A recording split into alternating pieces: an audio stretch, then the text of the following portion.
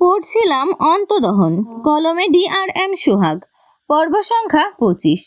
সৌম্য হঠাৎই রেগে চিৎকার করে বলে, আমার বোনের সাথে কিছু করলে আপনাকে ছাড়বো না আমি। আকাশ ভাবলেশহীনভাবে বলে, আমার বউয়ের সাথে আমি কি করব সেটা তোমার থেকে কেন শুনবো আমি? লজিকলেস কথা বলা বাদ দাও, বোনের শ্বশুর বাড়ি এসেছ, মিষ্টি মুখ করো। সৌম্য রেগে আকাশের কলার না পেয়ে দু হাতে আকাশের গলা চেপে ধরে। আকাশ চোখ বড় বড় করে তাকায়। আসমানি, নাওয়ান, শিমু দুজনেই বিস্ময় দৃষ্টিতে তাকায়। আকাশ রেগে সৌম্যকে গায়ের জোরে ধাক্কা দেয়। সৌম্য এক পা পিছিয়ে যায়। আকাশ ডান হাতে সৌম্যর কলার চেপে রাগান্বিত স্বরে বলে, ভুলেও আমার গায়ে হাত তোলার চেষ্টা করো না সৌম্য। বউয়ের হাতের মার মিষ্টি লাগলেও অন্যদের মার আমার হজম হয় না, 100 গুণে ফেরত দিই। সৌম্যর চোখ মুখে রাগ, তবে আকাশের কথায় ভ্রুজোড়া কুঁচকে যায়।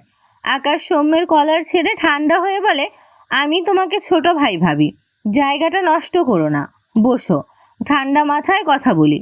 সৌম্য রেগে বলে, আপনাদের মতো জানোয়ার মানুষদের সাথে বসে তো দূর, দাঁড়িয়েও কথা বলার রুচি নেই আমার। আকাশ শক্ত গলায় বলে ওঠে, সৌম্য চোখ বুঝলো। ঢাকা শহরে আসার পর থেকে সে আকাশকে চিনত।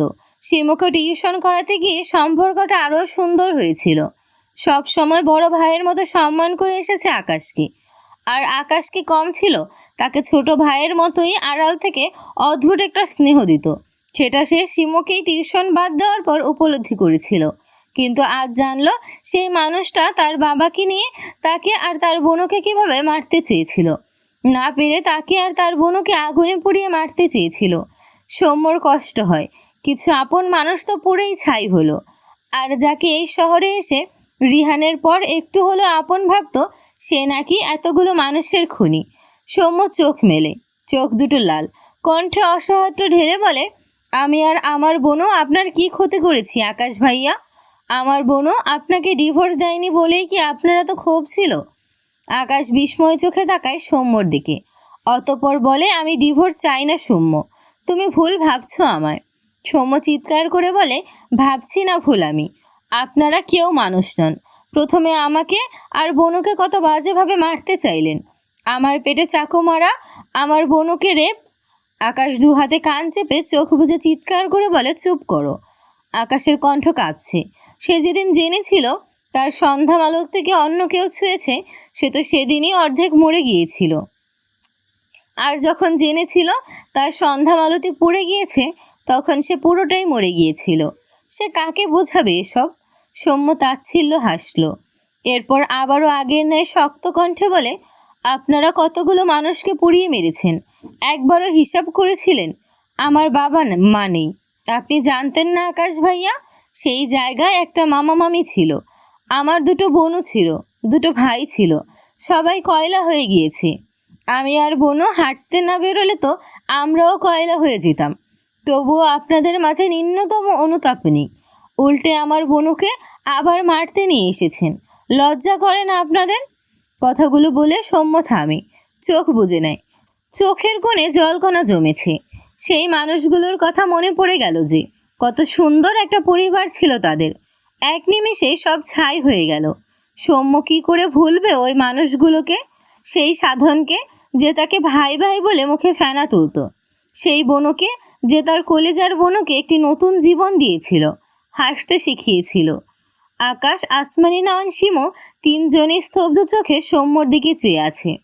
সৌম্য চোখ মেলে আকাশের দিকে চেয়ে ভারী গলায় বলে, আপনি বলেছেন আমাকে ছোট ভাই ভাবেন, সেই জায়গা যেন নষ্ট না করি, অথচ আপনি আমার বড় ভাইয়ের জায়গাটা তো অনেক আগেই নষ্ট করে দিয়েছেন। আপনি কিভাবে পারলেন এরকমটা করতে আকাশ ভাইয়া? আকাশ ঢোক গিলল। আসমানি নাওয়ানের চোখ জোড়া ভরে ওঠে। শিমুর চোখের কোণেও পানি জমেছে। সে আগুনের কথা কেউ তো ভুলে যায়নি, কিন্তু সৌম্যর মুখে এভাবে হারানো মানুষগুলোর কথা শুনে তারা নিজেদের সামলাতে পারছে না। আকাশ মৃদু স্বরে বলে, এসবের কিছুই আমি জানতাম না। সৌম্য হেসে বলে, চোর চুরি করে স্বীকার করে না যে সে চুরি করেছে, এসব আমি জানি। আকাশ রেগে তাকায় সৌম্যের দিকে। অকারণে তাকে ভুল বোঝার কারণ কি? সৌম্য নিজেকে সামলে শক্ত গলায় বলে, আমার বোনও ডিভোর্স পেপার আমি রেডি করব। আমার বোনকে ছেড়ে দিন। কোথায় ও? এরপর সৌম্য চেঁচিয়ে রাখে, বনু, বনু। আকাশ মৃদু স্বরে বলে, আমি সন্ধ্যাকে ডিভোর্স দিব না, আর ছাড়বও না। তুমি এখান থেকে যাও সৌম্য। কথাটা শুনতেই সৌম্যর প্রচণ্ড রেগে যায়। আবারও তার বোনকে তার থেকে কেড়ে নিতে চায় এই অমানুষগুলো। নিজেকে দমাতে না পেরে এগিয়ে গিয়ে ডান হাত মুষ্টিবদ্ধ করে আকাশের নাক বরাবর একটা ঘুষি মেরে দেয়। আকাশ চোয়াল শক্ত করে তাকায় সৌম্যের দিকে। আসমানি নাওয়ান দ্রুত এগিয়ে আসেন। তার আগে আকাশ সৌম্যর গলা চেপে ধরে দাঁত কিরমির করে বলে, বলছি না বউয়ের হাতের মার ছাড়া আর কারো হাতে মার হজম হয় না আমার গায়ে কোন সাহসে হাত তুললি? সৌম্য নিজেও আকাশের গলা চেপে ধরেছে, তবে আকাশ আগে ধরায় সে সুবিধা মতো ধরতে পারেনি। আসমানি নাওয়ান আকাশকে টানতে টানতে বলে, আকাশ ছাড়ো, এরকম কইরো না। আকাশ মায়ের কথা কানে নিল না। সৌম্য হঠাৎ আকাশকে জোরে ধাক্কা দিয়ে নিজের থেকে সরিয়ে দেয়। আকাশ দুপা পিছিয়ে যায়। সৌম্য আবারও তেড়ে গিয়ে একই কায়দায় আকাশের মুখ বরাবর ঘুষি মারে। আকাশ রেগে বোম হয়ে যায়। তেড়ে গিয়ে পরপর 3টে ঘুষি মারে সৌম্যর মুখ বরাবর। আবারও মারতে নিলে আসমানি নাওয়ান টেনে আকাশকে কিছুটা পিছিয়ে দিয়ে আকাশের সামনে দাঁড়িয়ে যায়। আকাশ আরেকটা ঘুষি মারার জন্য হাত উঠিয়ে মাকে দেখে থেমে যায়। আসমানি নাওয়ান রেগে বলে, আমি তোমারে থামতে কইতাছি আকাশ, তুমি ওরে এভাবে মারতাছো কেন? আকাশ রেগে বলে, আমি তো প্রথমেই বসে কথা বলতে চেয়েছি, ও আগে আমার গায়ে হাত তুলেছে। তুমি দেখোনি ওর সাহস কী করে হলো আমার গায়ে হাত তোলার? সৌম্য ঠোঁটের কোণে লেগে থাকা রক্ত মুছে রেগে বলে, আপনার মতো অমানুষকে এখনও আপনি বলছি এর জন্য শুকরিয়া করুন। আকাশ রেগে বলে, তোর আপনি তুই ধুয়ে খা বেয়াদব। এই জন্যই ভাবছিলাম আমার কোমলমতি সন্ধ্যা এরকম খাটাস হলো কী করে। এখন বুঝলাম ওর ভাই নিজে এক বেয়াদব, আর বোনকে আরে বেয়াদব বানিয়ে ছেড়েছে। আকাশের কথা শুনে শিমু চোখ বড় বড় করে তাকায়, কপাল চাপড়ায়। এই আকাশ ভাইয়া কিসের মধ্যে কি বলছে? আসমানি নাওয়ান ছেলের দিকে বিরক্ত চোখে চেয়ে আছে। সৌম্য রেগে বলে, আমার বোনকে একদম বেয়াদব বলবেন না। ওকে সব সময় অবলা হয়ে থাকার শিক্ষা দিইনি আমি। প্রথমে অবলা ছিল বলে প্রথম দিন আমার বোনকে থাপ্পড় মেরেছিলেন। আকাশ বিরক্ত হয়ে বলে, ওসব নিয়ে তোমাকে ভাবতে হবে না, সব আদর করে পুষিয়ে দেব।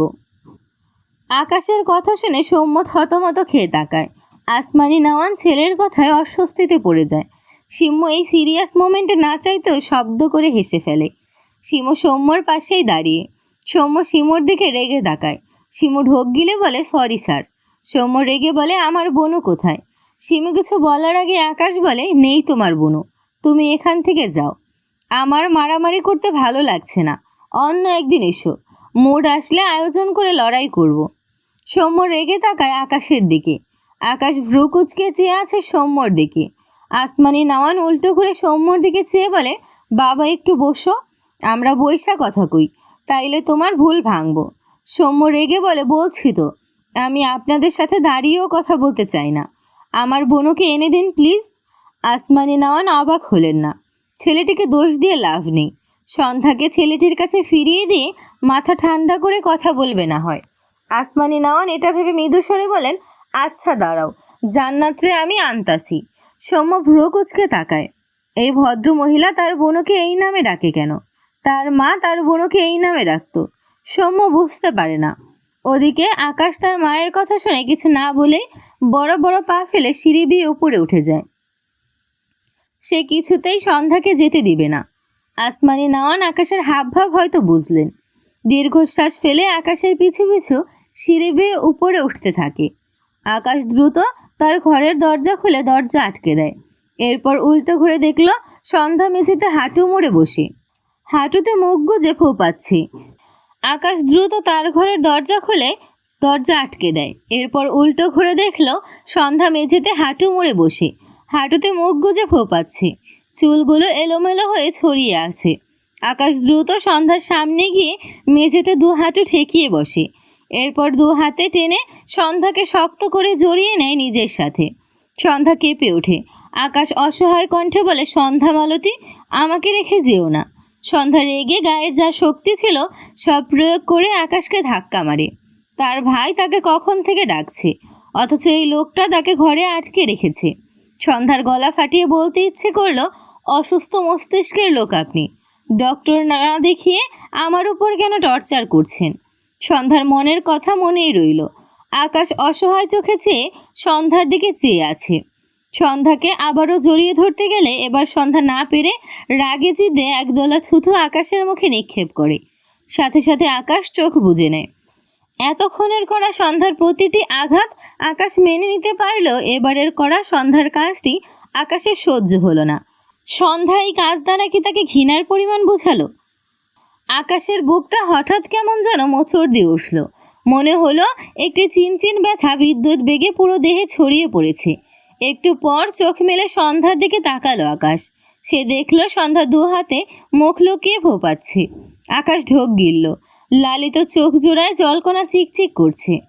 আসমানি নয়ন অনবরত দরজা ধাক্কাচ্ছে। দরজা খুলতে বলছে আকাশকে। সন্ধ্যা নিজেকে সামলে দ্রুত আকাশের সামনে থেকে উঠে দরজার কাছে গিয়ে দাঁড়ায়। আকাশ ঘাড় বাঁকিয়ে মলিন মুখে দেখল সন্ধ্যাকে। হাঁটুর নিচ পর্যন্ত অবহেলে পড়ে থাকা চুলগুলোর দিকে তাকিয়ে রইল। এই চুলের অধিকারিণীকে ছাড়া সে পাথর হয়ে বেঁচেছিল। তার সন্ধ্যা মালতের প্রতিটি ক্ষত তাকে তার ব্যক্তিত্বের বাইরে গিয়ে বাচ্চাদের মতো করে কাঁদিয়েছে।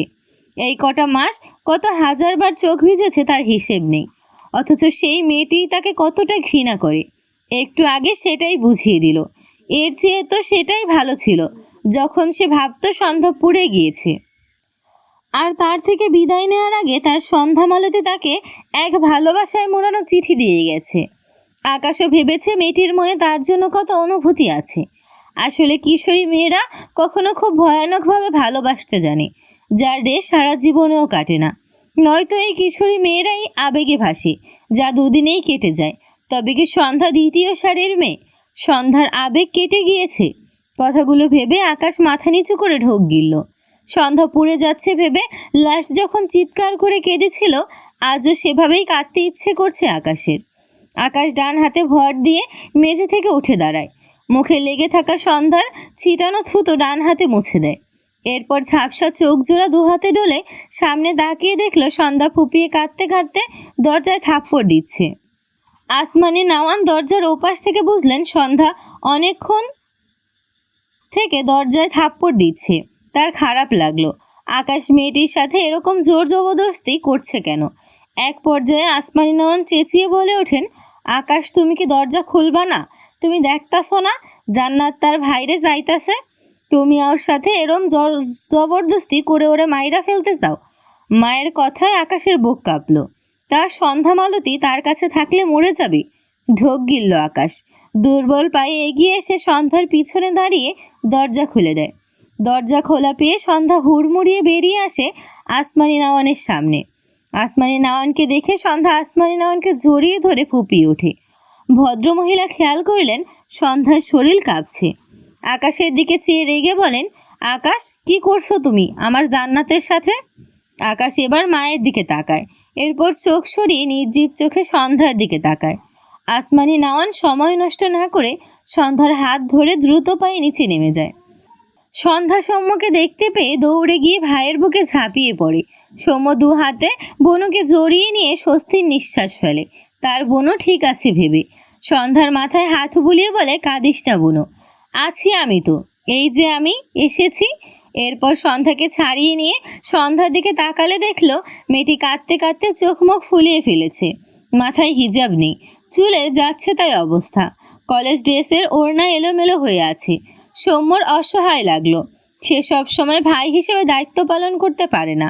তার বোনকে আগেভাবে সব বিপদ থেকে বাঁচিয়ে নিতে পারে না। দু হাতে সন্ধ্যার চোখের পানি মুছে দিয়ে ভারী গলায় বলে, সরি বোনু, আমি আবারও তোকে আগলে নিতে পারলাম না। আসমানি নওয়ান শিমু অবাক হয়ে এদের দুই ভাই বোনকে দেখে। এরকম ভাই বোনের সম্পর্ক দেখলে চোখ জুড়িয়ে যায় যেন। সন্ধ্যা তার ভাইকে হাতের ইশারায় বোঝায় সে এখান থেকে চলে যেতে চায়। সৌম্য সন্ধ্যার হাত ধরে উল্টো ঘুরে কয়েক পা এগিয়ে যায়। আকাশ সিঁড়িতে দাঁড়ানো ছিল। সন্ধ্যার চলে যাওয়াটা সে মানতে পারল না। বড় বড় পা ফেলে সিঁড়ি বেয়ে নেমে এসে সন্ধ্যাকে টেনে শক্ত করে জড়িয়ে ধরে।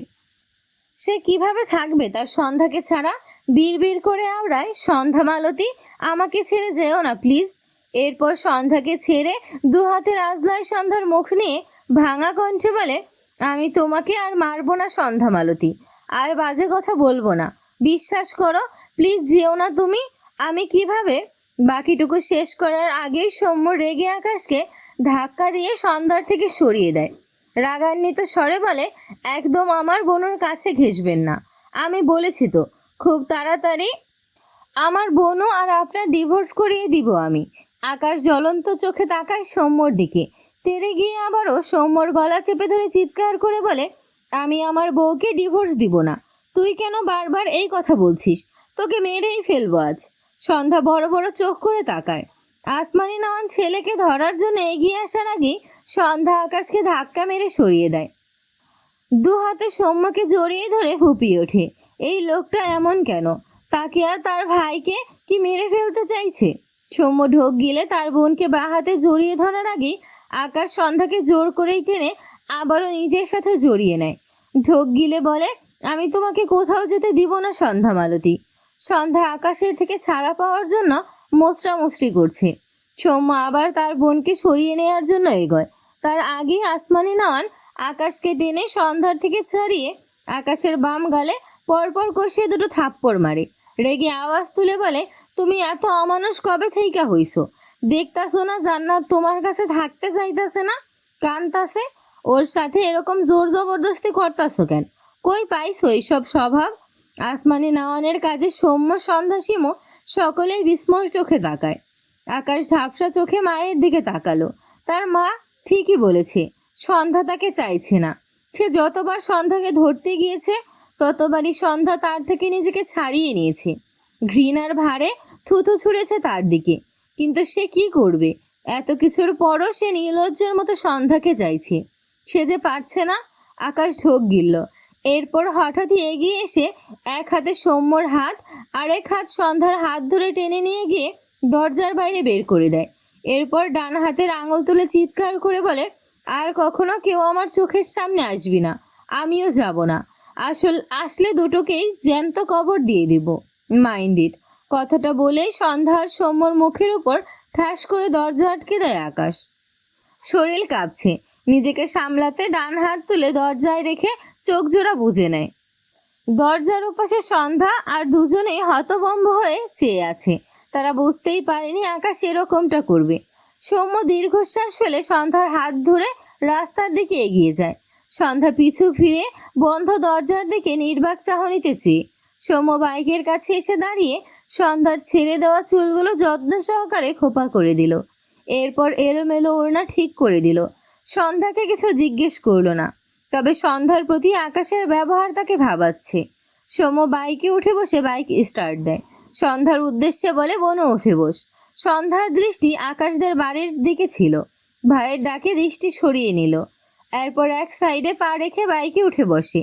ডান হাতে সৌম্যর পেট জড়িয়ে সৌম্যর পিঠে মাথা ঠেকিয়ে রাখে। মুখটা মলিন। সৌম্য বাইক নিয়ে জায়গাটি প্রস্থান করলে চোখের পলকে আকাশের বাড়ির আড়াল হয়। সাথে সাথে সন্ধ্যার দু চোখ থেকে দুফোঁটা পানি গড়িয়ে পড়ে। আকাশ সেই তখন থেকে দরজা ধরে দাঁড়িয়ে আছে। দম বন্ধ লাগছে তার। মনে হচ্ছে সহ্যের সীমা পেরিয়েছে। বহু কষ্টে একটা ঢোক গিলল। এরপর উল্টো ঘুরে মায়ের দিকে তাকায়। আসমানি নওয়ান নিশ্চুপ হয়ে আকাশের দিকে তাকিয়েছিল। আকাশ মায়ের দিকে চেয়ে ভাঙা গলায় বলে, শুনেছিলাম মায়ের দোয়া আল্লাহ ফিরিয়ে দেয় না, প্রমাণও পেয়েছি। আমি সন্ধ্যাকে ডিভোর্স দিতে চেয়েছিলাম বলে তুমি বলেছিলে একটা সময় আমি দিনের পর দিন কেঁদে কেঁদে সন্ধ্যাকে চেয়েও পাবো না। আসলেই আমি মাসের পর মাস কেঁদেও আমার সন্ধ্যাকে পাইনি। আর তারপর একদিন তুমি বললে আমি সন্ধ্যাকে ঠিক খুঁজে পেয়ে যাব। তোমার সে কথাও ফলে গিয়েছে মা। এই তো আজ আমি আমার সন্ধ্যাকে খুঁজে পেয়েছি। কিন্তু তুমি হয়তো এই দোয়া করতে ভুলে গিয়েছিলে যে সন্ধ্যা মালতী যেন আমাকেই ভালোবাসে।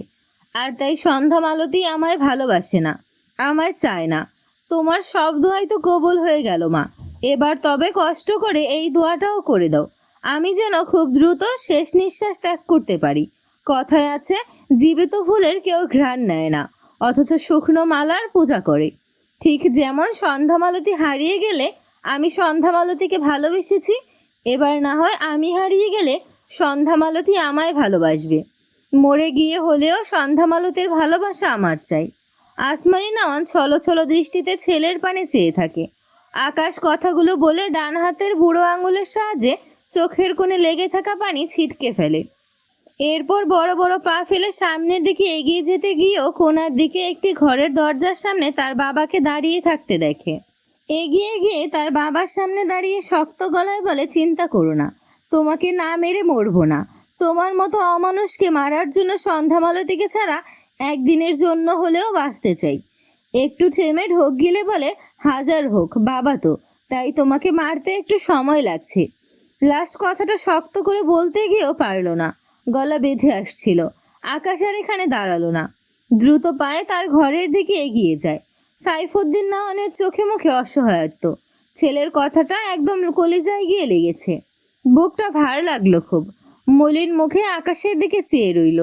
আকাশ ডিভানের উপর বসে আছে, মাথা নিচু, তার দু হাত জমা করে কপালে ঠেকিয়ে রেখেছে। বারবার সন্ধ্যার থুতু নিক্ষেপ করার দৃশ্য চোখের সামনে ভাসছে।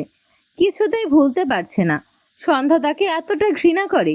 সে যে মানতে পারছে না। শ্বাস নিতে কষ্ট হচ্ছে আকাশের। তার সন্ধ্যামালতী চোখে ঘৃণা দেখার মতো সাহসী সে নয়। সৌম্যর মতো সন্ধ্যামালতীও কি ভাবে সেই সন্ধ্যাদের সাথে প্রতিটি ঘটা অঘটনের সাথে জড়িত? তার বাবা এসবের পিছনে আছে, সে তো জানতো না। কিন্তু সে কিভাবে নিজেকে নির্দোষ প্রমাণ করবে যেখানে তার ঘরেই শত্রু বসে আছে? তাকে অবিশ্বাস করাটাই তো স্বাভাবিক।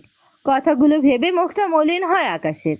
কোথায় যেন শুনেছিল, হয় নারীরা পুরুষদের ঘরে, নয়তো নারীদের ছোঁয়ায় পুরুষরা ধসে পড়ে। একটা সময় কথাটা একদম ভিত্তিহীন মনে হলেও আজ ভীষণ অর্থপূর্ণ লাগলো আকাশের কাছে। সে তো কখনো চায়নি কোনো নারী এসে তার জীবন গড়ে দিক, আর না তো চেয়েছে কোনো নারীর ছোঁয়ায় তার জীবনে ধস নামক। কিন্তু সন্ধ্যা তার জীবনে এসেছিল, তারপর হারিয়ে গেল, আবারও ফিরে এলো, তবে তাকে ভুলে গিয়ে। আকাশের মেয়েদের সাথে জড়াতে না চাওয়ার কিছু কারণের মাঝে একটি কারণ ছিল তার ধারণা মেয়েরা ভালোবাসতে জানে না। সত্যিই সন্ধ্যা তাকে ভালোবাসলো না? ভালোবাসলে তো একটু হলেও বিশ্বাস করত। কিন্তু সন্ধ্যা তো আবেগে ভেসে তাকে তার কিছু অনুভূতি জানিয়েছিল। সময়ের সাথে সেসব আবেগ উড়েও গিয়েছে। আকাশ যেসব কারণে মেয়েদের সাথে জড়ানোর ব্যাপারে কখনো বিন্দুমাত্র ইন্টারেস্ট দেখায়নি, সেসবের মাঝে একটি কারণ তার সাথে ফলে গেল। আসমানি নাওয়ান ছেলের সামনে এসে দাঁড়িয়েছে বেশ কিছুক্ষণ আগে। আকাশ যেই যে মাথা নিচু করে স্ট্যাচু হয়ে বসে আছে, একটু নড়চড় নেই। আসমানি নাওয়ানের হাতে বরফ, থাপ্পড় দুটো খুব জোরে দিয়েছিল। আকাশের ফর্সা গালে হাতের ছাপ পড়েছে। আসমানি নাওয়ান নিচে থাকতেই খেয়াল করেছে এটা। ছেলের কষ্টে তার বুকটা ভারী হয়ে আসছে। মৃদু স্বরে ডাকলো, আব্বা। মায়ের কণ্ঠে আকাশ মাথা উঁচু করে তাকায়। আকাশের লাল চোখ জোড়া আসমানি নাওয়ানের চোখে পড়ে। তিনি মৃদু স্বরে বলেন, তুমি তো জানো আব্বা, জান্নাতের সাথে কত কিছু ঘটছে। এরপর ওর সাথে এইরকম ব্যবহার করলে ওর মানসিক অবস্থা খারাপ হইয়া যাইব। আকাশ হঠাৎই উঠে দাঁড়িয়ে তার মাকে জড়িয়ে ধরে। ভাঙা গলায় বলে, আমি সব জানি মা, কিন্তু সন্ধ্যামালতী আমার থেকে শুধু পালাতে চাইছিল। তুমি জানো ও অন্য একটা ছেলের হাত ধরে হাঁটছিল মা। এসব দেখে আমার মাথা ঠিক ছিল না। ও আমায় ভুলে গিয়েছে মা। সন্ধ্যামালতী আমায় বলে গিয়েছে আমি যেন কোনো এক সন্ধ্যায় ওকে মনে করি, কিন্তু সন্ধ্যামালতী আমাকে মনে রাখতে বলে ও নিজেই আমাকে ভুলে গিয়েছে মা। আকাশের কণ্ঠ রোধ হয়ে আসে। আসমানি নাওয়ানের চোখ জোড়া ভিজে যায়। তার ছেলে কয়েকটা মাস হলো কত কষ্ট পাচ্ছে সে তো জানে। কি বলবেন তিনি? কিন্তু সন্ধ্যাকেই বা কি বলবেন? মনের উপর কি কারো জোর চলে? আসমানি নাওয়ান আকাশের পিঠে হাত বুলিয়ে বলেন, আব্বা তুমি নিজেকে একটু শক্ত করো, আমি জান্নাতরে বোঝামো। আকাশ তার মাকে ছেড়ে ঝাপসা চোখ জোড়া মুছে নেয়। আবারও ডিভানে বসে চোখ জোড়া বুঝে বলে, তুমি যাও মা, আমার কিছু ভালো লাগছে না। আসমানি নাওয়ান ছেলের পানে চেয়ে রইল। ছেলেকে কি বলে সান্ত্বনা দিবেন তিনি? তার কাছে যে শব্দ নেই। দীর্ঘশ্বাস ফেলে আকাশের গালে বরফ লাগালে আকাশ স্যাঁত করে উঠে বলে, কি করছো? বরফ লাগিয়ে দিচ্ছি, গাল লাল হয়ে আছে। আকাশ মায়ের হাত সরিয়ে দিয়ে আবারও চোখ বুজে নেয়। বা হাত কপালের উপর রেখে বিষণ্ণ কণ্ঠে বলে, আমার উপরে ব্যথা লাগেনি মা, পারলে ভেতরের ব্যথা সরানোর মলম আমার সন্ধ্যামালতীকে এনে দাও। আসমানি নাওয়ান অসহায় চোখে চেয়ে রইল ছেলের পানে। অনেকক্ষণ থেকে টেবিলের উপর আকাশের ফোন বাজছে। আকাশ বিরক্ত হয়। এগিয়ে গিয়ে টেবিলের উপর থেকে ফোন নিয়ে রিসিভ করে কানে ধরে। ওপাশ থেকে নিয়াজ বিচলিত কণ্ঠে বলে, আকাশ খুব ইম্পর্ট্যান্ট কথা বলতে কল করেছি, গুড নিউজ বলতে পারো। আকাশ ভ্রুকুচকে বলে কি? নিয়াজ দ্রুত বলে তোমার বউ সন্ধ্যা আর ওর ভাই কি যেন একটা নাম, ওরা দুজনেই বেঁচে আছে, ভাবো একবার। আকাশ বিরক্তি কণ্ঠে বলে তোমার কি খেয়ে দেয়ে আর কাজ নেই? ডাক্তার হয়ে এত ফালতু টাইম কোথাও পাও? পেশেন্টদের বসিয়ে রেখে ফালতু কাজে বিজি থাকো, এই জন্যই তোমার হসপিটালে পেশেন্টরা সুস্থ হয় না সহজে। আকাশের কথা শুনে নিয়ে চোখ মুখ কুঁচকে নেয়। মানে এই আকাশের ভালো করতে গিয়ে এখন তাকেই কথা শোনাচ্ছে। ভাবলো এই বউয়ের শোকে আতপাগল হয়ে আছে, খবরটা দিলে খুশি হবে, উল্টো তাকেই কথা শোনাচ্ছে। তার ভালো মানুষ হয় ভুল হয়েছে, আকাশের মার খেয়েও আবার তারই উপকার করতে যায়। নিয়াজ রেগে বলে আমি তোমার উপকার করছিলাম। আকাশ রেগে বলে আমি বলেছি তোমাকে আমার উপকার করতে? নিয়াজ বিরক্ত হলো। সত্যি সে রোগীকে ওয়েটিংয়ে রেখে একে সংবাদ দিতে এলো, কিন্তু ব্যবহার দেখে নিয়াজের নিজেকেই দুটো থাপ্পড় দিতে ইচ্ছে করলো। তবুও নিজেকে দমালো। ভাবলো আকাশ হয়তো ভাবছে সে মজা করছে, কিন্তু না, সে তো আজকে দেখলো ওই ইরা নামের মেয়েটির সাথে এরা সবাই। অতঃপর বলে তুমি বিশ্বাস করছো না তো, ওরা হসপিটালেই আছে, ওয়েট আমি পিক উঠিয়ে দিচ্ছি। আকাশ রেগে বলে সন্ধ্যা মালতের পিক উঠালে তোমার দুহাত একদম কেটে ফেলবো নিয়াজ। নিয়াজ হতাশ হয়ে বলে রাখছি। আকাশ এবার শান্ত কণ্ঠে বলে ওরা হসপিটালে কি করছে? নিয়াজ ভাবলেশহীনভাবে বলে এসে দেখে যাও, আমার সময় নেই, পেশেন্ট ওয়েট করছে। আকাশ বিরক্ত হয়ে বলে বলো। নিয়াজ একটু হেসে বলে প্লিজ বললে বলতে পারি। নিয়াজের ফাজলামি ধরতে পেরে আকাশ রেগে বলে থাপ্পড় খাবে। নিয়াজ বিরক্ত হলো, কিন্তু আর কথা না বাড়িয়ে বলল ইরা নামের একটি পেশেন্টের সাথে আছে দেখলাম। আকাশ অবাক হয়ে বলে কোন ইরা? আমি কিভাবে জানবো কোন ইরা? পিক উঠিয়ে দাও তো। নিয়াজ চোখ বড় বড় করে বলে পাগল নাকি, মেয়েদের পিক তুলতে গিয়ে গণপিটুনি খাবো? আকাশ ভাবলেশহীনভাবে বলে তো খাও। কেমন বেয়াদব দেখ, কিভাবে তাকে মার খেতে বলছে।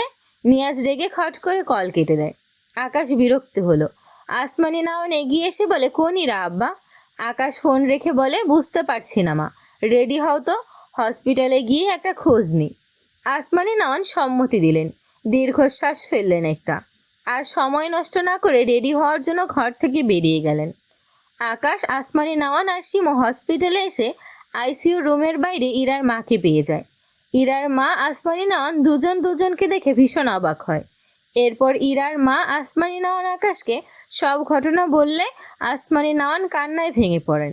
আকাশ চোখ মুখ শক্ত করে দাঁড়িয়ে আছে। ইরার মা হিজাবের কোণা দিয়ে চোখ মুছলেন। শিমুর মুখে বিস্ময়ের ছাপ, সাথে ইরার কথা ভেবে মলিন মুখে দাঁড়িয়ে আছে।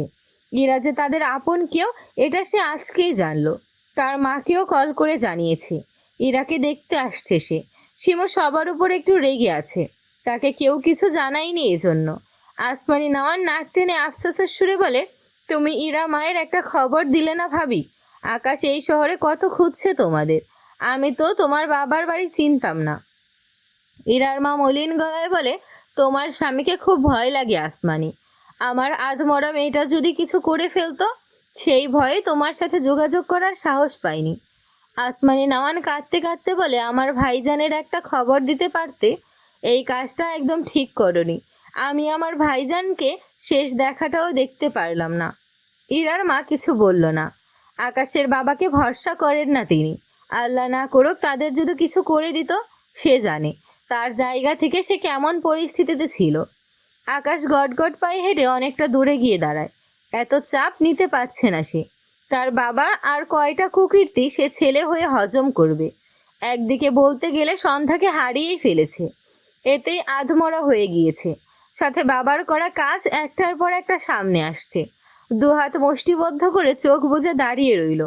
কাপা কণ্ঠে বিড়বিড় করলো আল্লাহ সহ্য শক্তি দাও। ইরার মা শিমুকে নিয়ে একটুখানি ক্যান্টিনে গিয়েছে। আসমানি নাওয়ান নিজেকে সামলে আইসিইউ রুমে প্রবেশ করতে গেলে তখনই রুম থেকে সৌম্য বেরিয়ে আসে। আসমানি নাওয়ান অবাক হয়ে বলে তুমি এইখানে? সৌম্য নিজেও অবাক হয় আসমানি নাওয়ানকে এখানে দেখে। আকাশের ফ্যামিলিটাকেই তার সহ্য হচ্ছে না, সেখানে আবারও ইনি, তাও আবার ইরার রুমে যেতে চাইছিল। ইরার সাথে খারাপ কিছু করবে নাকি? অতঃপর রেগে বলে আপনি এখানে কেন এসেছেন, বের হন এখান থেকে। আসমানি নাওয়ান হতভম্ব হয়ে যায়। সৌম্যর ব্যবহার তার একটুও ভালো লাগলো না, তবুও নিজেকে সামলে বলে সামনে থেকে সরে দাঁড়াও, আমি ইরা মাকে দেখতে এসেছি। আর ভালোভাবে কথা বলো, আমি তোমার গুরুজন। সৌম্য আগের চেয়েও দ্বিগুণ রেগে যায়। অতঃপর রাগান্বিত স্বরে বলে, আপনাদের মতো মানুষদের সাথে আমি এর চেয়ে ভালোভাবে কথা বলতে পারি না। আমি কখনোই আপনাকে ইরার রুমে ঢুকতে দেব না। আপনারা আসলেই মানুষ তো, আর কত মানুষের ক্ষতি করবেন। আসমানি নাওয়ান এবার সহ্য করতে না পেরে সৌম্যর গালে কষিয়ে একটা থাপ্পড় মেরে দেয়। তখনই সেখানে আকাশ, ইরার মা শিমু এসে দাঁড়ায়। সৌম্যর বলা লাস্ট কথাগুলো আর আসমানি নাওয়ানের সৌম্যকে থাপ্পড় মারা দেখে সকলে হতভম্ব হয়ে যায়। আসমানি নাওয়ান সৌম্যর উদ্দেশ্যে রাগান্বিত স্বরে বলে, তুমি ভীষণই বেয়াদব একটা ছেলে। জ্যোৎস্নার ছেলে এরকম কি করে হতে পারে আমি তো ভাবতেই পারছি না। ভুলেও আমার সামনে বেয়াদবি করবে না। আমি আমার সন্তানদের যতটা ভালোবাসতে জানি ততটা শাসনও করতে জানি। তোমাকে আদব শেখাতে আমার দুদিনও সময় লাগবে না। কথাগুলি আসমানি নন শক্ত করে বলল, তার চোখের কোণে পানি লেগে আছে। আকাশ এগিয়ে এসে তার মাকে সরিয়ে দিয়ে সৌম্যর কলার ধরে সাইডে নিয়ে গিয়ে দাঁতে দাঁত চেপে বলে, তুই ইরার রুমে ঢুকতে দে আর কি। আমি আমার মামতো বোনের রুমে যাব। আমার মা তার ভাতিজির রুমে যাবে। তুই বাধা দে আর কি। সৌম্য বিস্ময় দৃষ্টিতে তাকিয়ে আছে। মামতো বোন? ইরা তো তারও মামতো বোন। আকাশ আবারও সৌম্যকে গায়ের জোরে ধাক্কা দেয়। সৌম্য পড়তে পড়তে বেঁচে যায়, কিন্তু কোনো প্রতিক্রিয়া দেখায় না। তার চোখে মুখে বিস্ময়। আসমানি নন আর ইরার মা এগিয়ে এসে আকাশকে টেনে সরিয়ে দিলে আকাশ সৌম্যর দিকে শক্ত দৃষ্টি নিক্ষেপ করে আইসিইউ রুমে প্রবেশ করে। আকাশের মা দুর্বল শরীরটা টেনে নিয়ে গিয়ে চেয়ারে বসলো। মন শরীর সব দুর্বল লাগছে তার। ইরার মা এগিয়ে এসে অবাক হয়ে বলে, তুমি তো এমন ছেলে নয় সৌম্য। কাউকে অসম্মান করে কথা বলো না। তাহলে তোমার খালার সাথে এমন করলে কেন বাবা? সৌম্য বিস্ময় চোখে তাকায় ইরার মায়ের দিকে। এরপর দৃষ্টি ঘুরিয়ে আসমানি নাওয়ানের দিকে তাকালে দেখল ভদ্র মহিলা মায়াময়া দৃষ্টিতে সৌম্যর দিকে চেয়ে আছে, চোখ জোড়া জলে ভরা।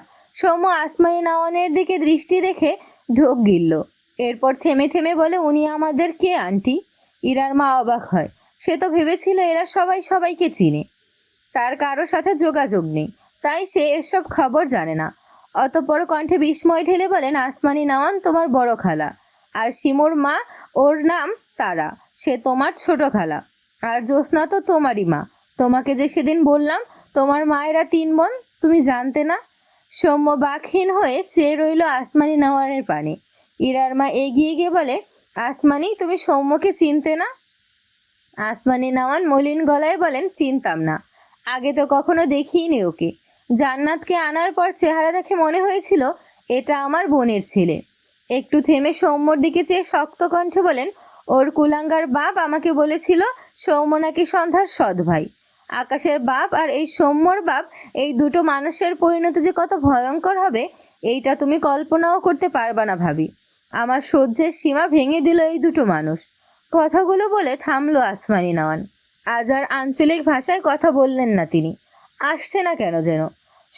সৌম্য স্তব্ধ চোখে চেয়ে আছে। তার অনুভূতি ঠিক কি নিজেও বুঝতে পারছে না। সন্ধ্যার রুম থেকে বাইরে বেরোতে যাচ্ছিল। তার আগে বাইরেকের প্রত্যেকের বলা কথা শুনেছে, সাথে বুঝেছেও। তার মাথা ঘুরছে। এটা কোথায় এসে পড়ল? যেন সব একই সূত্রে গাঁথা। হঠাৎই দরজা ঠেলে ভেতরে আকাশকে ঢুকতে দেখে সন্ধ্যার চোখ বড় বড় করে তাকায়। আকাশ সন্ধ্যাকে দেখে অবাক হলো না। মাত্র রাগ করে এই রুমে প্রবেশ করলেও সন্ধ্যার মুখ দেখে চোখ মুখে শীতলতা ভর করে। কিছুক্ষণ আগে বাড়িতে ঘটে যাওয়া সব ঘটনা যেন আকাশের মনে পড়ে। কিছু সময়ের জন্য ঢেকে গেল। তার শুধু মনে পড়ল সে সন্ধ্যাকে বের করে দিয়ে মুখের ওপর ঠাস করে দরজা আটকে দিয়েছিল। তখন বলেছিল সামনে দেখলে জ্যান্ত কবর দেবে, অথচ এখন সব ভুলে খেই হারিয়ে সন্ধ্যাকে জড়িয়ে নেয়। অতঃপর বলে সরি। সন্ধ্যা ঢোক গিলল। আকাশের ব্যবহারে সে অবাক না হয়ে পারে না। সে কত কিছু করলো, মুখে থুথু পর্যন্ত দিয়েছে। আসার পথে বাইকে বসে বসে এটার জন্য চোখের পানি ফেলেছে সে, অথচ এখন আকাশ নিজেই তাকে সরি বলছে। ভাবনার মাঝে আকাশ সন্ধ্যাকে ছেড়ে সন্ধ্যার গালে দুহাত রেখে নরম কণ্ঠে বলে, ঘৃণার পরিমাণ কমাও, এত লোড নিতে পারি না, দুর্বল হার্টের পেশেন্ট আমি। সন্ধ্যা আকাশের কথার আগা মাথা কিছুই বুঝল না। আকাশের দিকে বোকা চোখে চেয়ে রইল।